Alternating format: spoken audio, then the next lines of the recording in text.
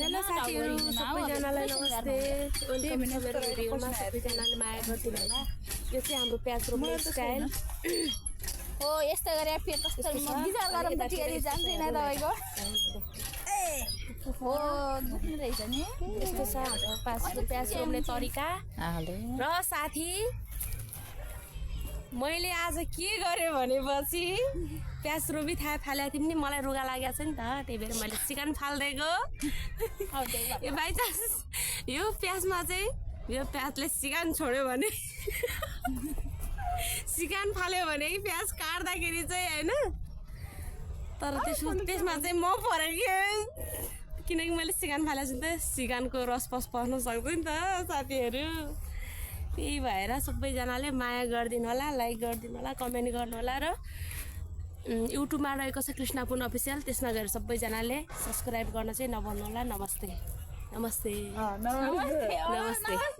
आज प्याज रोप्दैछौँ होइन, यस्तो तरिकाले प्याज रोप्दैछौँ। यतिभरि यहाँनिर हाम्रो बेडना छ, यतातिर आलु छ, बारीतिर मान्छे बस्नु भएको छ, यतातिर बनाइराखेका छौँ। यता पनि प्याज रोप्ने हो। अनि यहाँनिर चाहिँ प्याज रोपाइको तरिका चाहिँ कस्तो छ साथीहरू, सबैजनाले भनिदिनु होला, सबैजनाले माया गरिदिनु होला, लाइक कमेन्ट सेयर सब्सक्राइब गरिदिनु होला। युट्युबमा र फेसबुकमा सबैजनाले लाइक कमेन्ट सेयर गरिदिनु होला भन्ने हुन्छ। हजुरहरूले चाहिँ प्याज सबैजनाले लाइक कमेन्ट सेयर गरिदिनु होला, सबैजनाले माया गरिदिनु होला, सब्सक्राइब गरिदिनु होला। यहाँ चाहिँ हाम्रो करेसा बारी हो, हामीले एउटामा रोपिसक्यौँ होइन। अनि यहाँ करेसा हामीले किनेर खानुभन्दा सबै आफ्नै घरमा हुन्छ, आलुहरू सबै रोप्छ, एकदम राम्रो हुन्छ नि त। अनि त्यही भएर यो चाहिँ हाम्रो घर हो होइन।